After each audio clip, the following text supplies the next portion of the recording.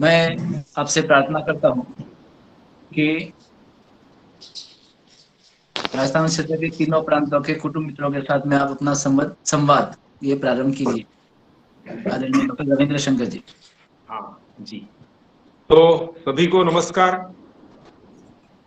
ये कोरोना के कारण हमने आधुनिक तकनीक का जो उपयोग करना प्रारंभ किया है, तो ऐसा लगता है कि ये एक प्रकार से कोरोना का अलग उपकारी हो गया और लगभग 10 साल आगे हम चले गए, क्योंकि बहुत सहजता से इस आधुनिक तकनीक के माध्यम से हम आपस में मिल सकते हैं।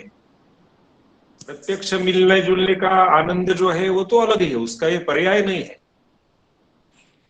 लेकिन ये जो कठिनाई आती है उससे मार्ग निकालने के लिए बहुत अच्छा है। तो हम सबको पता होगा कि अपने जो संघ के संस्थापक हैं पूजनीय डॉक्टर हेडगेवार जी,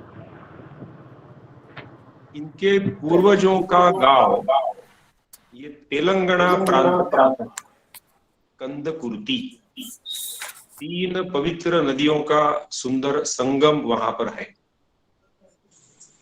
विदेशी आक्रांताओं के कारण लगभग 300 वर्ष पूर्व डॉक्टर हेडगेवार जी के पूर्वजों को, जो वैदिक कुल से थे, अपना घर बार छोड़कर नागपुर आना पड़ा था।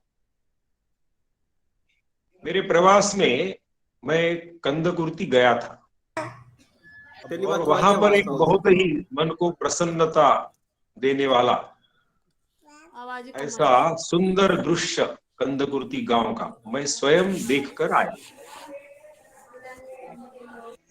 बहुत प्राचीन ऐसा प्रभु रामचंद्र जी का मंदिर उस गांव में है।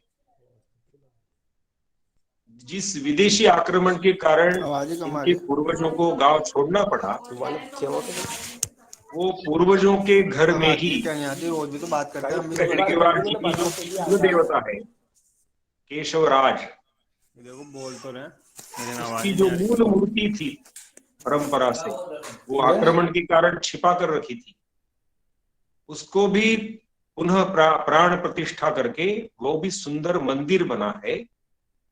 और उस परिसर में अभी हेडगेवार कुल के तो कोई रहते नहीं, लेकिन उस जमीन पर पाठशाला चलती है और उस पाठशाला में बिना भेदभाव के ये जो विदेशी आक्रांत आए हैं उनके भी कुल के लोग, हाँ, छोटे छोटे बालक बालिकाएं, वो उस पाठशाला में सीखने के लिए आते हैं। हम सबको ये भी पता है कि पूजनीय डॉक्टर जी ने संघ स्थापन करने के बाद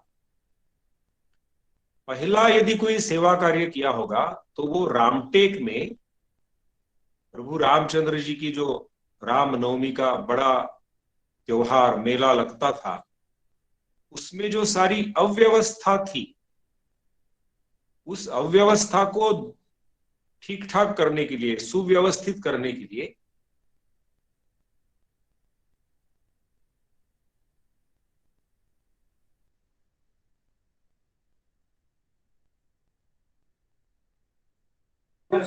आवाज म्यूट हो गई भाई साहब।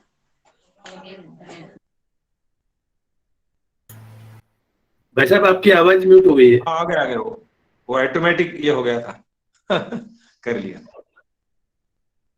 और इसी रामटेक में अपने जो संघ के द्वितीय सर संघ चालक है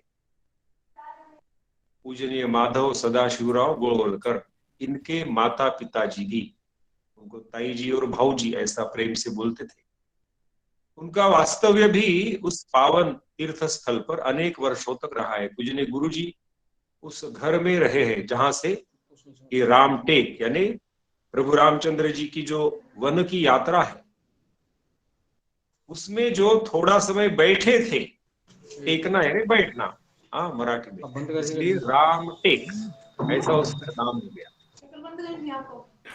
तो बचपन में ही ये माधव ने राम रक्षा नाम का जो एक प्रभु रामचंद्र जी के उपासना का, आराधना का स्तोत्र है, वो कंठस्थ कर लिया था। अभी रामायण के हमारे लिए आज के तारीख में संदेश क्या है? तो पहला बहुत सरल संदेश ये है कि प्रभु रामचंद्र जी जब वन में गए तो कितने सारे मित्र उन्होंने जोड़े। किसी भी प्रकार का भेदभाव उनके जीवन में, व्यवहार में हमको दिखाई नहीं देता। फिर वो केवट है, और ये सुग्रीव तो राजा था, गुहक तो राजा था, शबरी, सबको समान प्रेम, सबके प्रति आस्था, मित्रता, ये उनका भाव रहा। तो हमको आज के तारीख में सीखने लायक बात रामायण की, और भी कई बातें होंगी, वो आपसे भी हम सुनेंगे थोड़ी देर बाद, एक प्रस्तावना के रूप में रख रहा हूं। तो आज कुछ हम तीर लेकर वो शूर्पणखा कहाँ है और रावण कहाँ है ऐसा मारने के लिए जाने की आवश्यकता है। तो अड़ोस पड़ोस के जो 5-10 परिवार होंगे, उनके साथ हमने सहजता से मित्रता बढ़ाना। एक एक के घर 10-10, 15-15 मिनट जाकर बैठना, वो हमारे घर आएंगे, हम उनके घर जाएंगे, ऐसी सहजता से। कोई कार्यक्रम नहीं, कोई त्योहार रहते, कोई रहता उसमें बुलाने के लिए, ऐसा नहीं, बहुत सहजता से। और अपना घर जिनके सहायता से चलता है, ऐसे सभी सेवा कर्मी, उनके साथ भी, उनमें भी ऐसे ही वो भगवान का अंश है, ईश्वर अंश, जीव अविनाशी। तो ये हमारी श्रद्धा है, और इसलिए उनके साथ भी अपना प्रेम का व्यवहार, किसी प्रकार का भेदभाव नहीं, सहजता से। अपने यहाँ कुछ त्योहार है तो उसमें बुलाना, विशेष रूप से बुलाना। अभी अभी एक जापानी भाषा में बहुत सुंदर कहावत मेरे पढ़ने में आई। वो कहावत क्या है? तो कुनो शिनरुई योरी चिका कुनो तानी।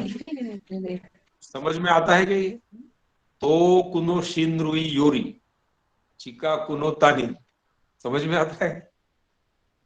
उसका बहुत सरल अर्थ ये है कि अपने जो रिश्तेदार है, हाँ, खून से जुड़े हैं, ब्लड रिलेटिव ऐसा बोलते हैं, और वो दूर रहने वाले हैं, तो हमारे जीवन की जो यात्रा चलती है, इसमें ये जो दूर रहने वाले रिश्तेदारों के स्थान पर अपने अड़ोस पड़ोस के रहने वाले जो लोग हैं हमारे, वो हमारे लिए अधिक उपयोगी, हितकारी, लाभकारक है, और इसलिए उनके साथ अच्छे अपने संबंध रखने चाहिए। तो ये जो हम अभी शब्द प्रयोग कर रहे हैं, कुटुंब मित्र, हम तो कोई जिला संयोजक होंगे, यहाँ कुछ कुटुंब मित्र भी जुड़े हैं, प्रांत संयोजक भी है, उत्तर कर्नाटक के आदरणीय बाबा जी की भी ऐसी मीटिंग है ये हमारे जोधपुर प्रांत में हो रही है, पूरे राजस्थान की हो रही है। उसमें उन्होंने बताया कि ये कुटुंब मित्र सभी है, यानी प्रांत संयोजक भी कुटुंब मित्र ही है। तो उसको करना क्या है, ये हमारे सामने प्रश्न आता है। सबके साथ आत्मीयता, प्रेम, ये तो एक आधार हो गया, और उसको समझने की इच्छा, ऐसा क्या हो सकता है? तो 4 शब्द हम पूरे भारत में हर घर तक पहुंचाने की इच्छा रखते हैं। वो 4 शब्द कौन से हैं? तो सवेरे जगने से प्रारंभ होता है रात्रि सोने तक। मंगल प्रभात, मंगल भोजन, मंगल भजन और मंगल शयन। यानी ये जो 4 प्रकार के अपने समय की बेला आती है, सूर्योदय होने के बाद सूर्यास्त, फिर रात्रि का सोना, उस हर घड़ी में हमने ये दुनिया चलाने वाली जो एक शक्ति है, ये सारा विश्व अभी मानने लगा है, नाम कुछ भी हो सकते हैं, लेकिन भाई ये चंद्र और सूर्य को, पृथ्वी को घुमाता कौन है? हम तो ठीक है, आवाज आई क्यों नहीं यार? मोटर का चाबी घुमाकर चलाते हैं, इधर उधर जाते हैं। ये अरे जरूरत यार। पड़ी तो उसको मोबाइल के माध्यम से, हाँ, सबके साथ मिलते जुलते हैं। लेकिन इस सूर्य की गति एक निश्चित क्रम से चल रही है, पृथ्वी की गति जो दिन बनते हैं, रात बनती है, इसको भी चलाने वाला कोई होगा ना। तो वो एक है, जैसे बिजली के माध्यम से हम मोबाइल पर बात कर रहे हैं, पंखा भी चलता है, फ्रिज में ठंडा भी होता है, बिजली तो एक ही है, काम भिन्न भिन्न है। ऐसे चलाने वाले उस परमात्मा को याद करना, स्मरण करना, तो हमारे सारे संतों ने कहा कि उसका नाम लेने से हम उससे के साथ जुड़ जाते हैं। बहुत सरलता से समझने के लिए, हमारे मोबाइल को चार्जिंग के लिए हम चार्जर लगाते हैं, इसमें वो बिजली की शक्ति आ जाती है, फिर हम दिन भर इसका उपयोग करते, फिर रात को या सवेरे जो भी समय मिलता है देख लेते, वो कम हो गए, लगा दिया। ऐसा ये संपूर्ण विश्व को चलाने वाली जो दिव्य शक्ति है, वो कोई उसको राम कहेगा, कोई कृष्ण कहेगा, कोई दुर्गा कहेगा, जो भी हमारी आस्था होगी, श्रद्धा होगी, उसकी पूरी छूट है। तो हमने ऐसा सोचा कि ये जो आने वाला रामनवमी का त्योहार है, इसको हम थोड़ा विशेष रूप से मनाएंगे। यानी क्या करेंगे, तो उसकी भी कहानी बहुत प्रेरणादायी है। हम सबको पता है कि 175 वर्ष पूर्व अपने बंगाल में रामकृष्ण परमहंस का जो जन्म हुआ, तो वो स्वयं कहते थे,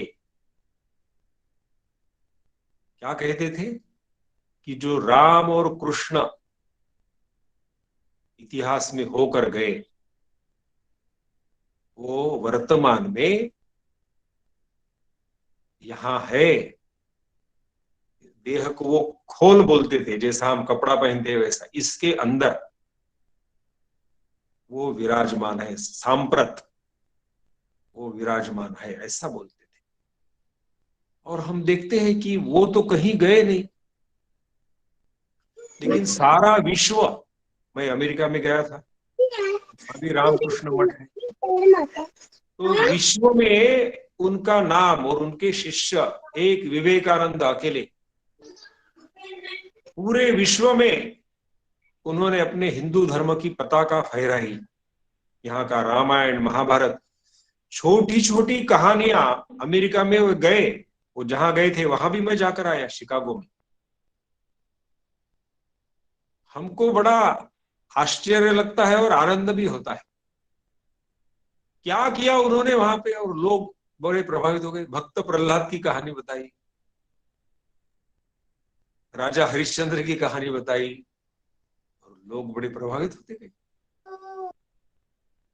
तो इतना बल, इतनी शक्ति कैसे आ सकती है, ये हमको सोचने के लिए बाध्य करती है।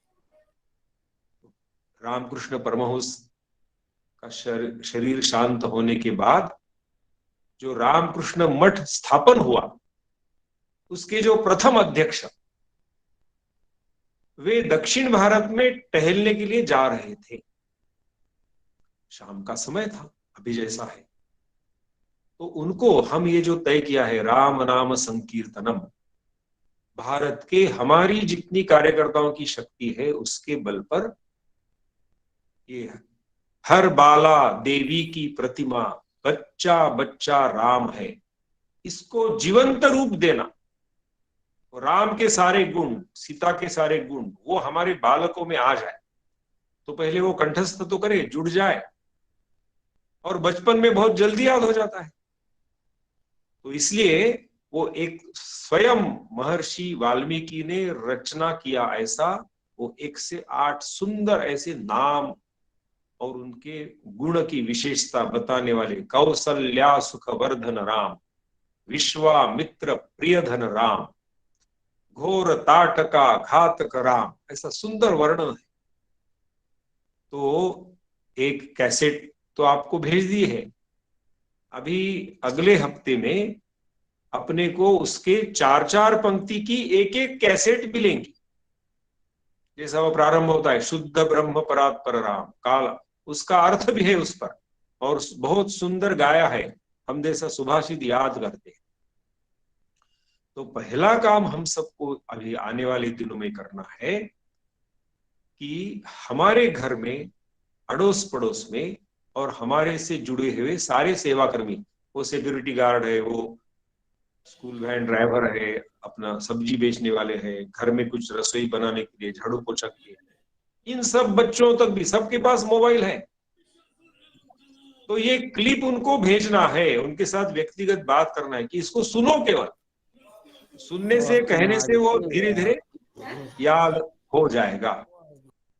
तो कुल 108 नाम है, तो उसकी ऐसी 27 क्लिप बनेंगी, वीडियो क्लिप बहुत सुंदर बन रही है, आपको धीरे धीरे एक एक मिलती जाएगी।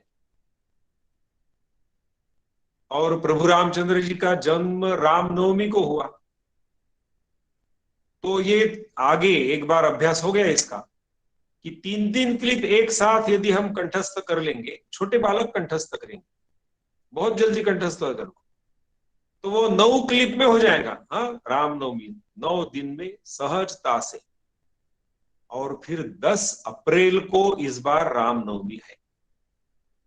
सहजता से ऐसे सब कार्यकर्ताओं से बात करके मन में आया कि आगामी 10 अप्रैल रामनवमी को, जो अयोध्या में 500 वर्ष बाद विदेशी आक्रांताओं के साथ संघर्ष करते हुए हिंदू समाज ने अपना जो पुरुषार्थ प्रकट किया, तो उसके कारण वहां पर विधिवत, और ये जो हम अभी जो जिस संसदीय पद्धति में संविधान के अंतर्गत रहते हैं, उस सारे विधि विधान के अंतर्गत सब प्रकार के विवाद दूर होकर वहां जो मंदिर बन रहा है, तो भारत का हर भारतीय, जैसा पूजनीय सरसंघ चालक जी ने अयोध्या का जो भूमि पूजन हुआ था मंदिर का, उस समय एक सुंदर शब्द कहा था, सब में राम सबके राम। तो इसकी अनुभूति कैसे होगी? इतने सब लोग वहां जा सकेंगे क्या? अभी तो मंदिर बनना प्रारंभ हो गया है। नागपुर में परम पूजनीय डोंगरे महाराज जी की कथा मैंने सुनी थी, पहले बार उस समय वो वाक्य उनके पवित्र पावन ऐसे वाणी से सुनने को मिला मेरे को कि अपने घर को ही मंदिर बनाइए। हम अपने कुटुंब प्रबोधन में कहते हैं, अपना घर भक्तिमय, शक्तिमय, आनंदमय बनाना है।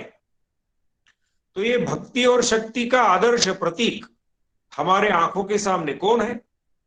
प्रभु रामचंद्र जी के अतिरिक्त और कोई हो सकते हैं? कितना सुंदर जीवन है उनका, प्रेरणादायी जीवन है। तो ये बालक सब उसको कंठस्थ करेंगे, एक एक क्लिप आपको मिलते जाएंगी।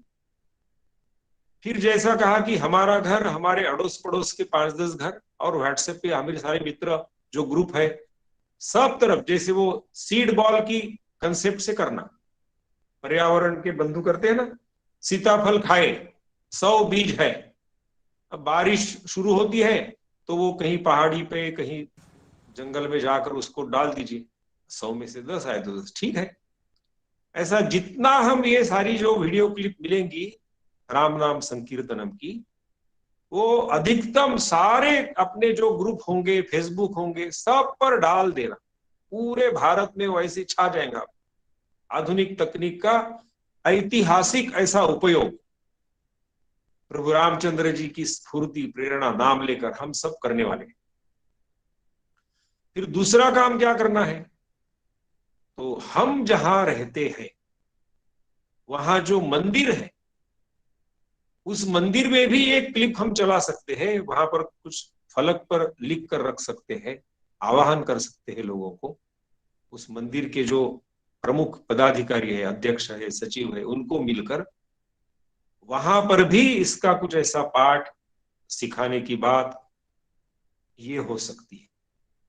और हम जहां रहते हैं वहां पर पाठशाला भी, स्कूल भी चलती है, तो उनके भी सारे संचालक, अध्यक्ष, सचिव, वहां के जो स्कूल के हेडमास्टर, टीचर है, उनसे मित्रता करते हुए उनको भी प्रार्थना करना।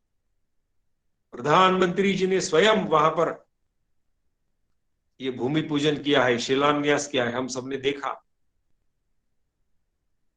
और इसलिए ये पाठशाला में भी ये राम नाम संकीर्तन, क्योंकि राम का आदर्श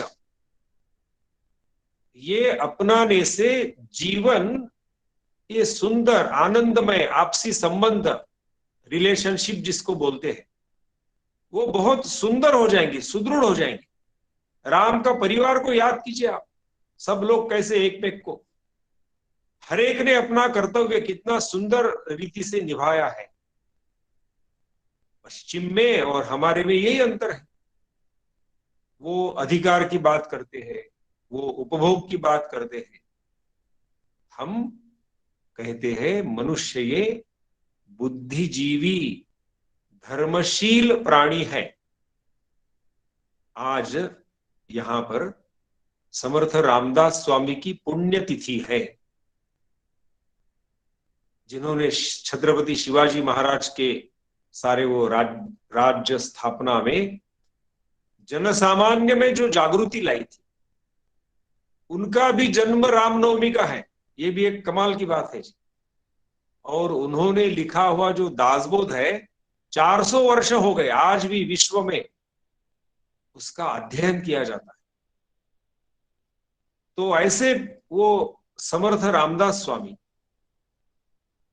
वो भी अभी हमने अपना स्वतंत्रता का अमृत महोत्सव के लिए 75 करोड़ से अधिक ऐसे सूर्य नमस्कार डाले, बल प्राप्त करने के लिए, शारीरिक बल, मानसिक बल, बौद्धिक बल, आत्मिक बल, ये सारा बल बढ़ाने के लिए ऐसे जीवन चरित्र को पढ़ना, वहां से प्रेरणा लेना।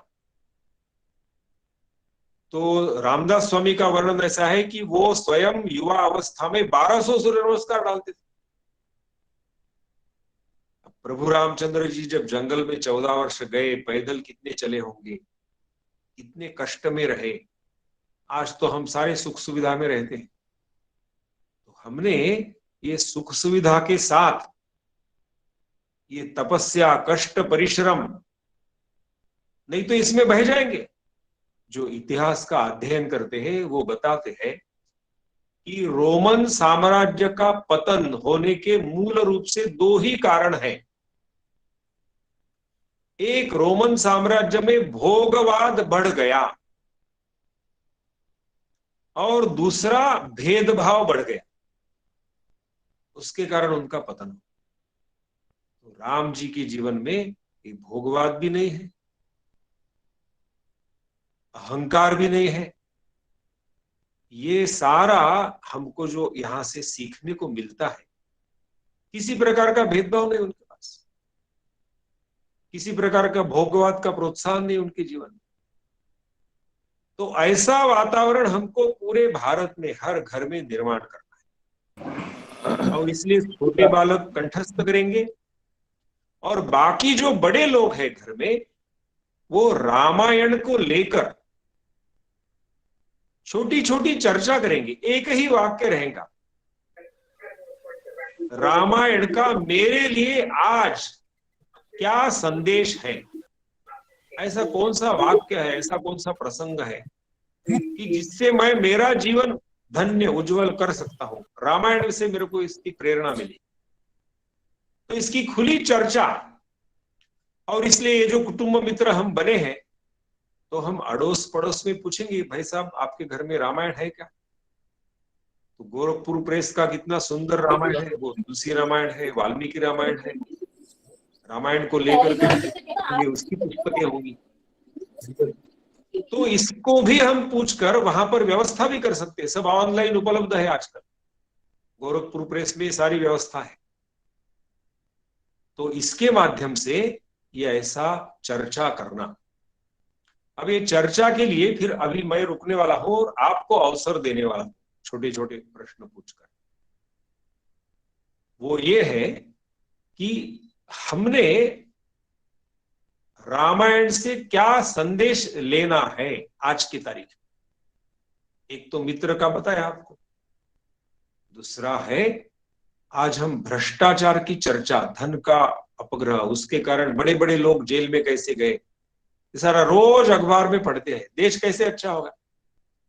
अपने पूर्व राष्ट्रपति अब्दुल कलाम जी तो कहते थे कि हर छोटे बालक ने, कमाने वाले यदि माता पिता है उनके दोनों, तो उनको बच्चों ने पूछना चाहिए ये जो धन आप घर में लाते हैं ये शुद्ध है ना, कुछ गलत मार्ग से तो आपने धन नहीं लाया।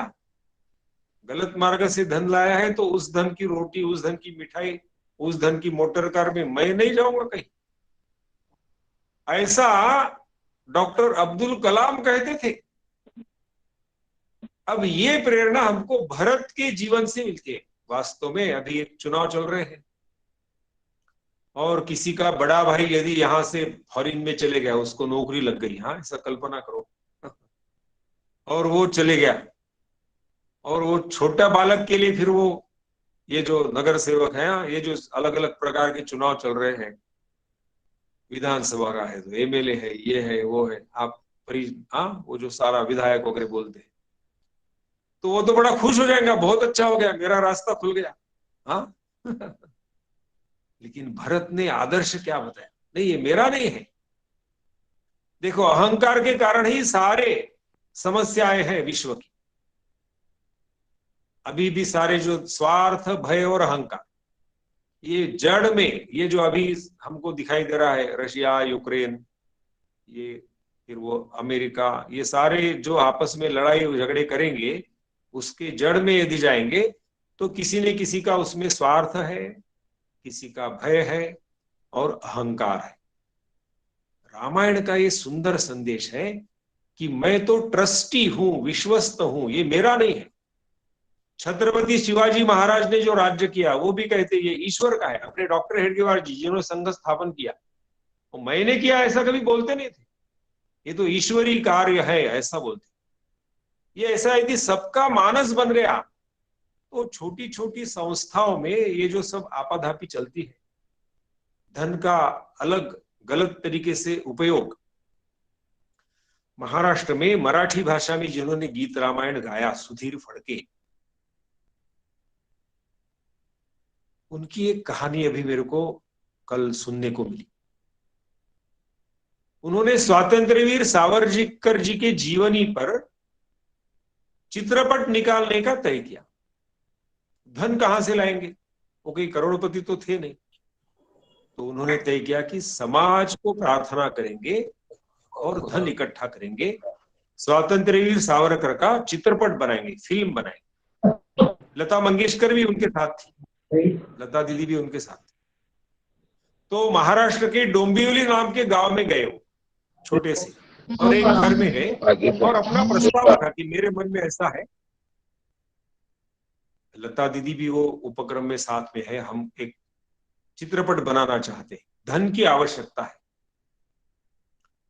उस घर की विवाहित महिला ने विवाह के समय जो सारे आभूषण माताएं पहनती है, और महिलाओं के लिए वो सारे आभूषण बहुत प्रिय रहते हैं, श्रद्धा के रहते हैं।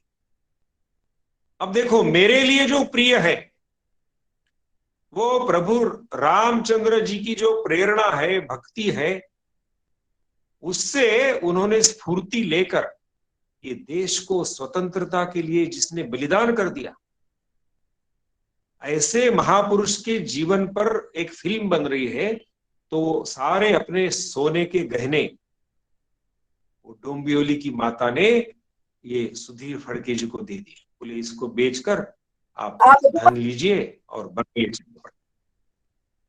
प्रत्यक्ष चित्रपट बनाने के लिए सुधीर फड़के कोल्हापुर गए, महाराष्ट्र का ही गांव है, वहां पर ये फिल्म का रिकॉर्डिंग, आजकल जैसे हैदराबाद सिटी है ना फिल्म बनाने की, स्टूडियो है वहां पे बहुत अच्छे, ऐसा कोल्हापुर में। तो वहां पे जो प्रोफेशनल आर्टिस्ट थे इस पिक्चर में काम करने वाले, वो तो अच्छे बड़े बड़े होटल में रहे, हाँ, कोई 3 स्टार होटल में, ये वो सब सारी सुविधाएं हैं ऐसा। लेकिन जो फिल्म का निर्माता है सुधीर फड़के, अपने स्वयंसेवक थे वो, डॉक्टर हेडगेवार जी का उनका बहुत निकट का संबंध था। वो उनका एक भाई था वहां पे, उसके बहुत सामान्य घर में ठहरे। तो एक ये मीडिया के लोग जो रहते हैं ना, उसमें के सुधीर गाडगिल नाम के हैं महाराज, उन्होंने उनको प्रश्न पूछा, अरे ये आपके कलाकार होटल में है, आप ऐसे एक सामान्य घर में रहते हैं? तो उनका जो उत्तर है वो बहुत महत्वपूर्ण है। उन्होंने क्या कहा, ये जो फिल्म बन रही है, स्वतंत्र वीर सावरकर का चित्रपट बन रहा है, इसमें समाज का धन लगा है, तो उसको ऐसा कैसे ही खर्च करना ठीक नहीं होगा। मेरे यहाँ पर व्यवस्था है, सुविधा है भाई के यहाँ रहने की, तो उतने पैसे बच जाएंगे। ये सादगी से, ऐसी सोच। तो फिल्म जगत में सुधीर फड़के के प्रति, वो उत्तम गायक है, ये तो सम्मान की बात है ही, लेकिन उनके जीवन में जो सादगी है, सच्चा प्रामाणिकता से व्यवहार है, धन का अपहरण नहीं, कैसे भी फजूल खर्ची नहीं, सावधानी है जीवन में, ये प्रेरणा उनको कहां से मिली? तो उन्होंने राम का जीवन चरित्र पढ़ा है, गीत रामायण गाया है, ऐसा एक सुंदर जीवन हमको ये प्रेरणा वहां से मिल सकती। और तीसरा बिंदु हमने चर्चा के लिए रखा है, वो युवक युवतियों के लिए है। रामायण का वो प्रसंग हम सबको मालूम है, उस समय के सज्जन शक्ति को, ऋषि मुनियों को दुष्ट राक्षसी शक्ति उन पर आघात करती थी, उनकी उपासना को तोड़ देती थी, आश्रम पर आघात करती थी। तो उनकी रक्षा करने के लिए स्वयं विश्वामित्र दशरथ राजा के दरबार में गए हैं और उनको प्रार्थना क्या की कि आपके 2 बालक दी जा रहे, तो बहुत छोटे थे वो। दशरथ राजा ने क्या कहा वो सब हमको मालूम है। आज के युवक युवतियों ने प्रेरणा क्या लेनी है कि आज राष्ट्र के सामने यदि सामाजिक क्षेत्र में, धार्मिक क्षेत्र में, आर्थिक क्षेत्र में, राजकीय क्षेत्र में कुछ समस्याएं होंगी, तो ये प्राचीन राष्ट्र, हम अभी वो दिनदर्शिका भी यहां पर प्रचलित करने जा रहे हैं इस समय, इस वर्ष, तो उसमें लिखा है युगाब्द, वो शुरू हो जाएगा युगाब्द 5124, यानी महाभारत का युद्ध होकर युधिष्ठिर राजा बना, इस घटना को 5124 वर्ष पूर्ण हुए। 75 वर्ष का अमृत महोत्सव मना रहे हैं हम, लेकिन देश 75 वर्ष का नहीं है, देश है 5124। उसके पहले रामायण हुआ है, रामायण महाभारत ये क्रम है। तो ये जो ऐसा प्राचीन भारत का मैं आदर्श नागरिक बनूंगा, इसकी सेवा में मैं समय दूंगा। अड़ोस पड़ोस में कहीं भी दुख, दैन्य, दारिद्र्य दिखाई देता है तो वो दूर करने के लिए मैं स्वयं दौड़कर जाऊंगा, उनकी सहायता के लिए जाऊंगा। सुग्रीव के पत्नी का अपहरण हो गया था, तो फिर वाली को बराबर जो आवश्यक सजा थी वो प्रभु रामचंद्र जी ने दी। और उसके बाद विवेक क्या रखा? अंगद किसका बेटा था? किसको पता है? कौन बता सकता है? हाँ, कोई बोलेंगे क्या? अंगद किसका बेटा था? हाँ, बाली का। हाँ, अरे जिसको अपना तीर चलाकर उसका वध किया, क्योंकि वो स्वयं दुष्ट था, हाँ, आसुरी शक्ति थी, तो उसका बराबर उसको न्याय दिया। लेकिन उसके पुत्र के साथ वैर नहीं। अब ये जो अपने हिंदू के जीवन में, एक रक्त में, यह जो सहजता से न्याय प्रियता है, विवेक है, सबके प्रति प्रेम, जिसने गलती की उसको दंड मिलेगा, सजा मिलेगी। रावण का वध किया है, लेकिन उसके भाई को, विभीषण को, वो तो स्वयं राजा बन सकते थे।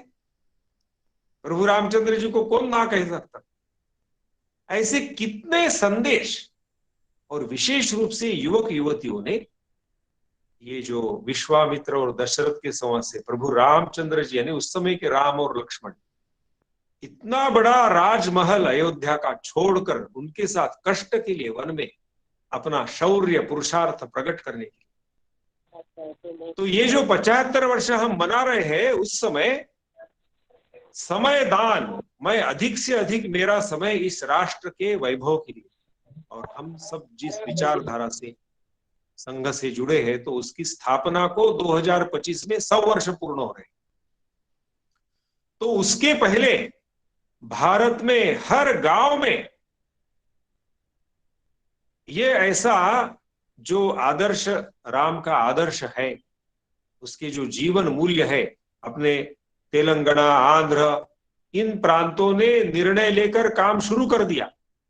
उन्होंने विषय क्या रखा है कि रामायण से कौन से जीवन मूल्य हम अपना सकते हैं। इसलिए हमने ये वाक्य दिया कि रामायण का मेरे लिए क्या संदेश है।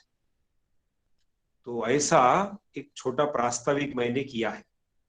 अभी आपके लिए समय है, तो आप इसके ऊपर कुटुंब मित्र यानी क्या, इसकी कुछ बात बोल सकते हैं। ये जो उदाहरण मैंने बताए, रामायण से मेरे लिए क्या संदेश है। प्रारंभ जो हमको करना है, 4 बातें: मंगल प्रभात, मंगल भोजन, मंगल शयन, हाँ, मंगल भजन। इसको आदत में लाना।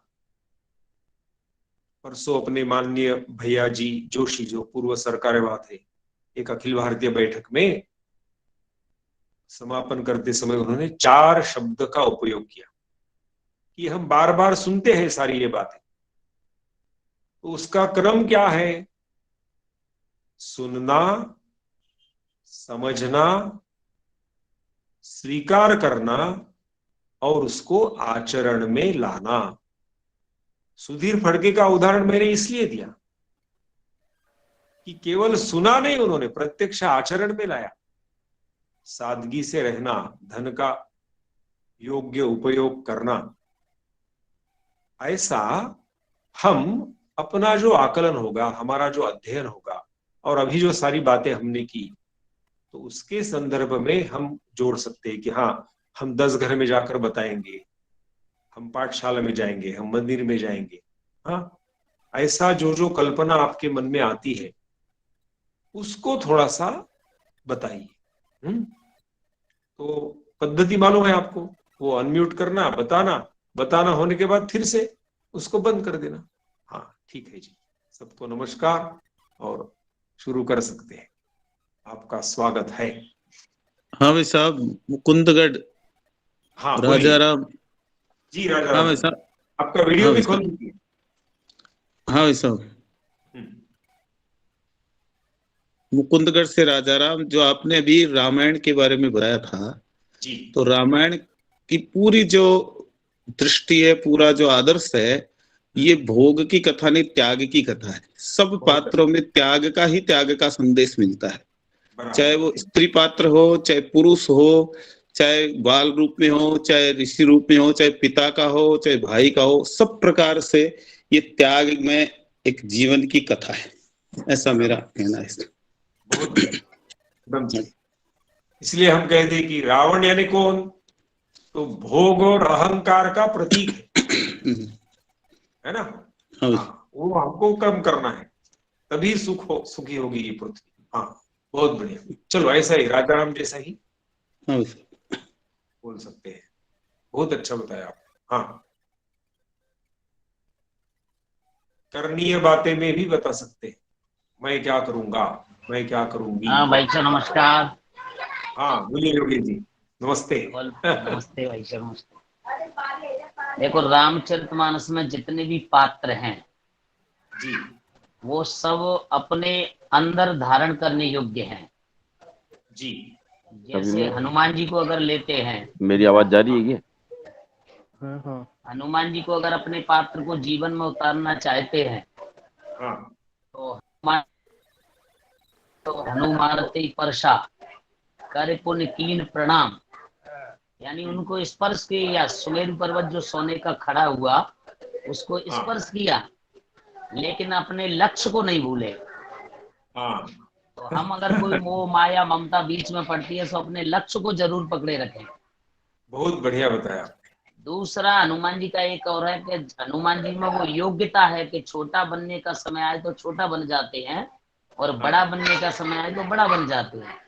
वाह वाह। जैसे लंका में प्रवेश किया तो मशक समान रूप कबधरी, हाँ मच्छर का रूप बना लिया, लेकिन मैया जानकी जी को जब हुआ कि बंदर भालू है, राम जी की क्या सेवा कर सकता है, मुझे विश्वास नहीं होता, तो कनक भूदराकार शरीरा।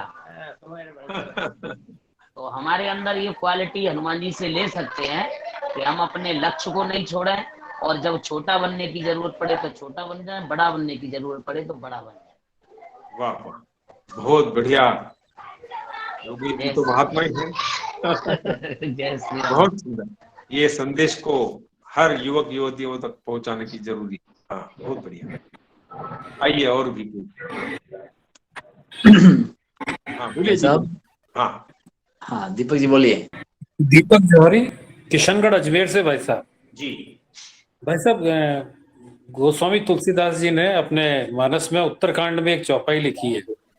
हम लोग प्राय इस बात को लेकर बड़े दुखी और उदास रहते हैं कि, या दुर्भाग्यशाली मानते हैं कि हम कलयुग में हमने जन्म लिया।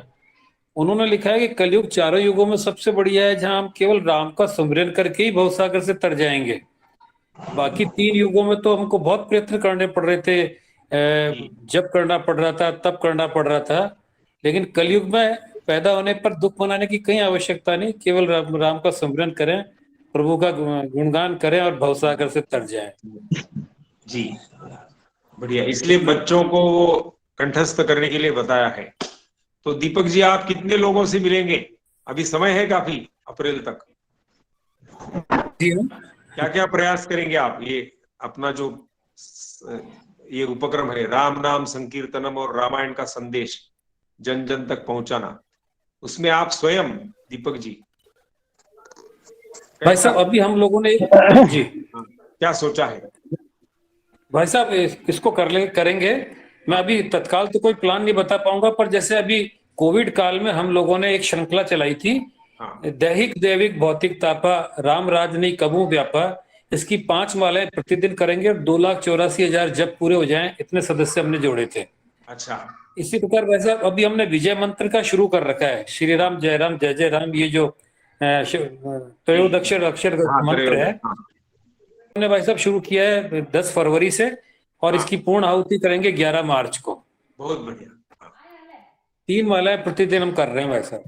अच्छा अच्छा, तो आपके पास नेटवर्क तैयार है ना? जी हाँ। तो ये जो हमारी वीडियो क्लिप आएंगी उसको आप अपलोड कर सकते हैं आने के बाद। जी, उसके लिए 10 मार्च तक रुकने की जरूरत नहीं। प्रत्यक्ष मिलने जुलने का आप 11 मार्च की बात करो तो भी अपने को 1 महीना मिलता है, क्योंकि 10 अप्रैल को है रामनवमी, है ना? जी बहुत बढ़िया, बिल्कुल करेंगे। और और श्री राम क्या बताना है? जय श्री राम भाई साहब। हाँ जी बोलिए गोविंद जी। मैं ये बता रहा हूँ भाई साहब, अपने को एक रामायण जी के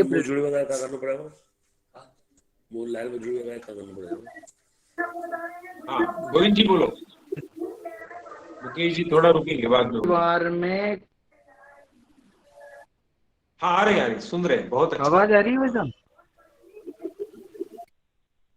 अपना जो परिवार है वो परिवार हिंदू परिवार में कोई बाहर के तत्व अगर परिवार के करते हैं, फिर भी अपने को उन लोगों के प्रति पूर्ण श्रद्धा, श्री राम जी ने जैसे बताया कि मैया के लिए कि कैकेयी मैया को भ्रमित कर दिया गया। फिर भी सर्वप्रथम राम जी कैकेयी मैया को भाव देते थे। उसी प्रकार से अपने को भी अपने समाज में उन लोगों को नेग्लेक्ट नहीं करके सर्वप्रथम आदर भाव देना, ऐसी अपनी प्रयास होना चाहिए। वैसा जी, बहुत अच्छा संदेश बताया आप। हाँ गोविंद जी, बढ़िया। अब बोलिए मुकेश जी, आपको बोलना था। मुकेश जी, उनको ओपन कर लीजिए। हाँ, किसको बोलना है उसने मालूम हो गया सबको। अभी खोलना और बोलना। हाँ, इंदर जी है। हाँ सर, सुरेश जी सांगानेर से बोलिए। हाँ सुरेश बोलिए। अच्छा, ये मैं ये करता, रामायण में अपने एक जटायु जी का प्रसंग है, उससे हाँ बहुत कुछ अपन सीख सकते हैं। जैसे कई बार हम प्रतिक्रिया नहीं देते, हाँ अपन कोई चीज को प्रतिक्रिया नहीं देते तो वो भी एक अन्याय हो जाता है। जटायु ने रावण का मुकाबला किया। वो जानता था कि मैं रावण से जीत नहीं सकता, लेकिन फिर भी वो उससे जो है मुकाबला करने के लिए डट गया। जबकि महाभारत में गंगापुत्र भीष्म और ये सब बलशाली लोग थे, लेकिन उन्होंने द्रौपदी की उस वक्त कोई प्रतिक्रिया नहीं दी। तो गंगापुत्र भीष्म को और सरसैया पर 58 दिन गुजारने पड़े थे, और जबकि जटायु को भगवान राम ने स्वयं अपने हाथों से उसकी अंत्येष्टि की। तो यानी जो लोग प्रतिक्रिया नहीं देते वो फिर ये है एक तरीके से अपना अहित करते हैं और समाज में भी अहित करते हैं। बहुत सुंदर। तो ये जो सुरेश जी अपने मन में कल्पना है ना, ये तो अभी रामनवमी तक ये उपक्रम चलेगा, लेकिन हमारी कल्पना ऐसी है कि ये एक बार स्थिर स्थायी हो गया, कुटुंब मित्र उसके अड़ोस पड़ोस के 5-10 परिवार, तो महीने में एक बार उनको ये आदत लग जाए कि वो सहजता से वो दिन समय आपको तय करना है। यानी हर कुटुंब मित्र, यहाँ से ऊपर से कोई केंद्र बताएगा नहीं।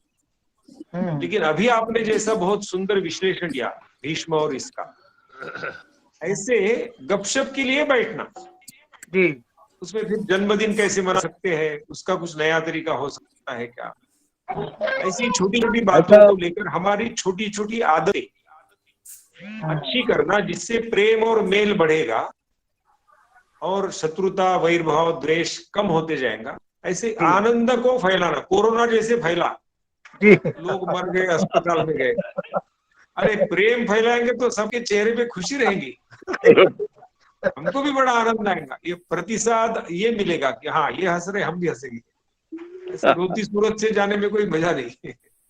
तो इसको चलाइए। ये एक अपने को इस निमित्त उसको स्थिर करना है। राम जी करेंगे। हाँ बोलो, और कोई कौन बोलेगा? हाँ भाई साहब, मैंने कहा 5 मिनट है और उसके बाद अपना समय पूरा हो जाएगा। जटायु ने कुटुंब अच्छा होना चाहिए। कुटुंब वहाँ पर गोस्वामी को अच्छा करो, घर को अच्छा करो, घर जब परहित बस जिनके मन माई, तिनका जग दुर्लभ कचुनाई। जिनके मन में परहित रहता है, परहित की भावना रहती है, उसके लिए इस संसार में कुछ भी दुर्लभ नहीं है। जैसे जटायु ने परहित में प्राण त्यागे, उसको क्या मिला? उसको भगवान श्री राम की गोदी मिली। अपने पिताजी के अंत्येष्टि नहीं उन्होंने, अंत्येष्टि करी।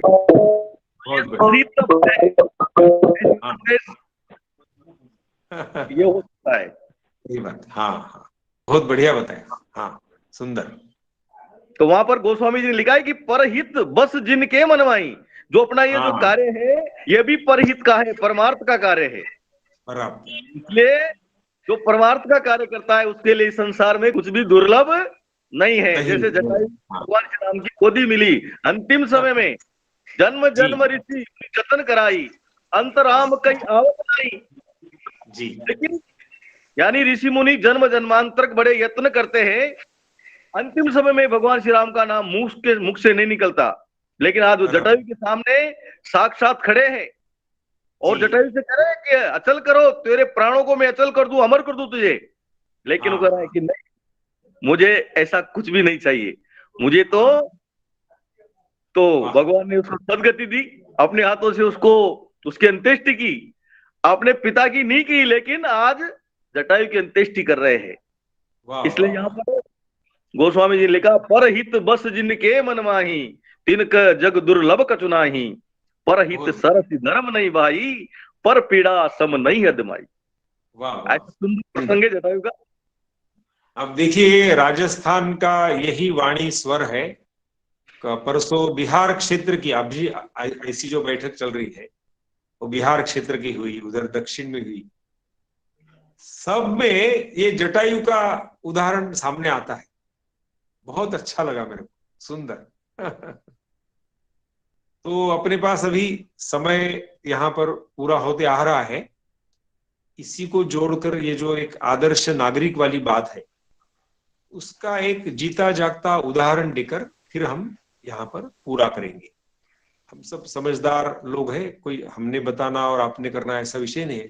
सब मिलकर हमको ये हर घर में बच्चा बच्चा राम है, हाँ, ये जीवंत समाज खड़ा करना है। हर बाला देवी की प्रतिमा, बच्चा बच्चा राम है, प्रत्यक्ष।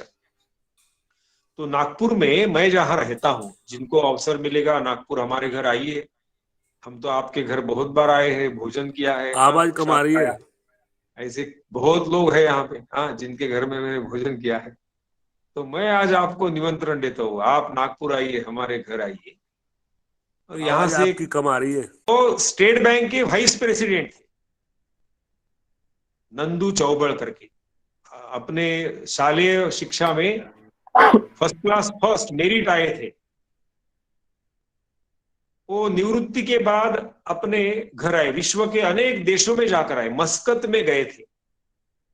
देखो, वो मुस्लिम बहुल कंट्री है, वहां पर स्टेट बैंक का एक नया ब्रांच ओपन किया उन्होंने।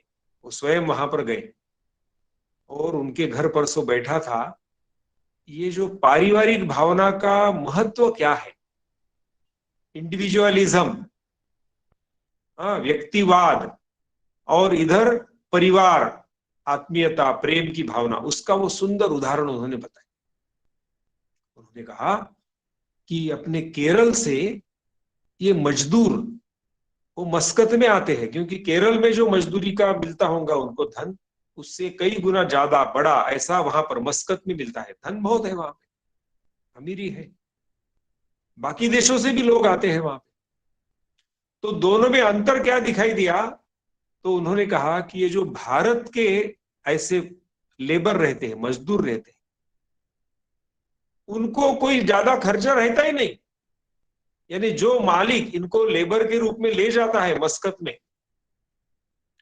वो 2 समय का भोजन, रहने की व्यवस्था वो स्वयं करता है। और ये जैसा केरल से वहां आते हैं मस्कत में, तो उनका जो पासपोर्ट है वो मालिक अपने पास रख लेता है। वो 4-6 महीने जो भी मेहनत करेंगे, परिश्रम करेंगे, वापिस लौटते समय 6-7 महीना काम हो गया, वापिस जाने का टिकट और पासपोर्ट साथ में देते हैं। तो सारी रहने की व्यवस्था है, 2 समय भोजन की, नाश्ते की व्यवस्था है। अभी खर्चा करेंगे तो क्या? तो वो वहां से मस्कत से केरल में अपने परिवार के लिए धन भेजते हैं। इसलिए ये हमारे जो उपाध्यक्ष, vice president state bank of India Chaubad ji, उनका उनके साथ बात हुई, संबंध आया, तो उन्होंने ये उदाहरण बताया। हमको इसलिए अकाउंट ओपन करना है, वो हमारे घर में परिवारजनों को धन भेजना है। और दूसरे देशों के जो आते थे वो बोले, अरे तुम अपना घर छोड़कर यहाँ आए हैं, इतना धन मिल रहा है, कुछ मौज मस्ती नहीं करेंगे? होटलिंग है, बाकी बातें हैं। तो उनके दिमाग में ये मौज मस्ती है। और अपना जो भारत से जाता है उसको वहां से अपना परिवार दिखाई देता है। इसलिए स्वामी विवेकानंद जी अमेरिका में गए तो करोड़ों के डॉलर से बना हुआ ऐसे मकान में उनकी ठहरने की व्यवस्था थी। बहुत मुलायम ऐसा उनका बिछाना था, लेकिन वर्णन क्या है कि उसके ऊपर वो सोए नहीं, रात भर रोते रहे। मेरे देश के गरीब, उनके लिए मैं क्या कर सकता हूं? यहां से धन वहां पहुंच सकता है क्या? तो हम सब जो कुटुंब प्रबोधन के कार्यकर्ता है, उनके लिए स्वामी विवेकानंद ने 3 गुण उनके जीवन में रहने चाहिए ऐसा बताया। मूल अंग्रेजी में है उनका, स्ट्रॉन्ग विल, तीव्र इच्छा शक्ति, कंपैशनेट हार्ट, करुणामय हृदय, और तीसरा है कि जो भी कार्य हम हाथ में लेंगे उसको बहुत सुंदर रीति से पूर्ण करना, संपन्न करना। हमको जो भी काम हम हाथ में लेंगे, जैसे अभी ये लिया है हमने उपक्रम कि राम नाम संकीर्तन और रामायण पर चर्चा घर घर होगी, ये एक पूरा वातावरण ऐसा हम राममय भारत को बनाएंगे प्रत्यक्ष रूप से। तो उसके लिए जो भी क्षमता गुण मेरे को बढ़ाने हैं वो मैं बढ़ाऊंगा, बढ़ाऊंगी, ऐसा आह्वान उन्होंने किया। ये हमारे मित्र जब ऐसा विश्व के सारे अनुभव लेकर अपने पिता के पैतृक घर में नागपुर में आए, आरटीओ के सामने उनका घर है, ये लाइसेंस देने वाला ऑफिस रहता ना आरटीओ का, हाँ, तो एकदम चौराहे पर है। चौराहे पर क्या रहता है हमको मालूम है, वो चाय की टपरी है, हजामत बनाने वाले हैं, हाँ, सलून है, न जाने कितनी छोटे छोटे पंक्चर की दुकान है, ऐसी कई बातें हैं, पान ठेला है, लगे हैं सब वहां पे। तो उनके मन में आया कि मैं तो इतने बड़े पद पर था, तो 15 अगस्त 26 जनवरी को मुझे बड़े सम्मान के साथ बड़े बड़े संस्थानों में बुलाते थे तिरंगा फहराने के लिए। अभी ये जो रास्ते पर रहते हैं लोग, इनको देश के साथ जोड़ने के लिए क्या है, तो उन्होंने अपने घर में झंडा गाड़ा और इनके हाथ से तिरंगा फहराते हैं। उसमें से जो कोई बुजुर्ग होगा उसके हाथ से झंडा फहराते हैं और उनको 15 अगस्त 26 जनवरी दोनों दिन उनके साथ बैठकर बहुत बढ़िया कुछ जलपान करते हैं, खाने का आनंद भी लेते हैं, कोई भेदभाव नहीं, कुछ नहीं, प्रत्यक्ष जीवंत उदाहरण। तो ये तो वर्ष में 2 बार हो गया केवल, 15 अगस्त 26 जनवरी, रोज का क्या। तो ये सारे जो ऐसे बंधु हैं जो रास्ते पर अपनी रोजी रोटी कमाते हैं, धूप में रहते हैं, बारिश में रहते हैं, ठंड में रहते हैं, उनको पीने के पानी की व्यवस्था तो सरकार की ओर से वहां कोई नल वल ऐसा कुछ नहीं है। तो ये जो स्टेट बैंक के वाइस प्रेसिडेंट रहे, ऐसे अपने हमारे मित्र हैं, उनके घर जब मैं परसों गया था तो बताया, देखा मैंने स्वयं अपनी आंखों से। हमारे यहाँ जो कॉरपोरेशन का नल आता है, हाँ, हर घर में नल है पीने के पानी का, तो उसको अच्छी लंबी उसकी ट्यूब देकर वो सारे 15-20 लोग अपनी पानी की कैन लेकर, बर्तन लेकर आते हैं, यहां से पानी लेकर जाते हैं। अब देखिए, वो वहां पर उनको चाय लगी तो चाय पिलाते हैं, कुत्ते इधर उधर से आते हैं उनको बिस्कुट खिलाते हैं। तो ये जो सब में राम सबके राम का जो विषय है वो हमारे व्यवहार में दिखना चाहिए। आज के ये जनतंत्र में हमको एक अच्छा नागरिक, आदर्श शब्द वापरना कि नहीं वापरना वो आप तय कीजिए, लेकिन जिस नागरिक को देखकर लोगों को स्फूर्ति प्रेरणा मिलेगी, ऐसे सबके साथ प्रेम करने वाला, किसी का दुख दर्द है तो वो दूर करने के लिए खुद होकर दौड़ने वाला, धैर्यशील, ऐसा क्षमतावान, ऐसा अपना कुटुंब मित्र रहना चाहिए। उसके अंदर प्रेम, कर्तव्य का भाव और उसके प्रति विश्वास, यहां यह है ना, पूरा विश्वास है, ये बस अच्छा काम करेंगे। ऐसी कुछ बातें हम ये आने वाले रामनवमी के निमित्त जो भी मिलना जुलना करेंगे, तो अपने ही आंखों से हम जहां रहते हैं, पूरे भारत का क्या होगा, ये बाकी की समस्याएं चल रही है। अंतरराष्ट्रीय स्तर पर तो और ही नया नाटक का अंक शुरू हो गया, कोरोना गया, ये ओमिक्रॉन गया, ये नया आ गया, ये चलते ही रहेगा। लेकिन मैं जहां रहता हूं वहां पर इस प्रकार का प्रेम, विश्वास और कर्तव्य के भाव से एक मेक से मिलते जुलते रहते हैं, सहजता से एक मेक के घर जा रहे हैं, महीने में एक बार एक मोहल्ले में इकट्ठा बैठकर ऐसे अपने जीवन की बात करते हैं। ऐसा एक सुंदर भारत, किसी भी प्रकार का भेदभाव न रखने वाला, भोग में लिप्त न होने वाला, पराक्रमी, पुरुषार्थी, विश्व के कल्याण का भाव मन में रखने वाला, और उसका पहला कदम यानी मैं जहां रहता हूं वहां पर इस प्रकार की सेवा के लिए तत्पर, ऐसा हिंदू बालक, युवक और वयोवृद्ध, ये चित्र हमारे आंखों के सामने रहे। और इसलिए स्वयं प्रभु रामचंद्र जी हम पर कृपा करें कि हमको इस प्रकार की सारी क्षमता और ये पूरा करने के लिए जो धैर्य और शक्ति लगती है वो बल प्रदान करे, ऐसी प्रार्थना करते हुए आज के ये आभासी प्रशिक्षण वर्ग को हम पूर्ण करते हैं। नमस्कार सबको, धन्यवाद। नमस्कार। नमस्कार। अपने भी आज जय श्री राम। जय श्री राम। जय श्री राम। जय श्री राम। अभी बैठक आवाज नहीं करना है। जय श्री राम। जय श्री राम। जय बाबा जी अपने बीच में उपस्थित रहे। जय श्री राम। जय श्री राम। जय श्री राम। जय श्री राम। जय श्री राम। जय श्री राम।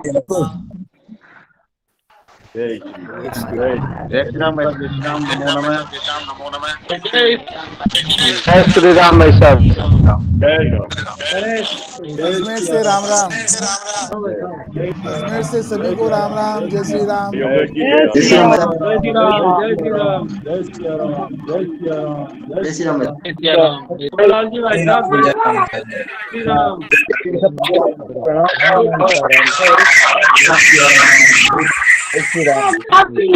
सर्वे भवन्तु सुखिनः। जय श्री राम भाई साहब। सर्वे भद्राणि पश्यन्तु मा कष्टं भवेत्। ओम शांति शांति।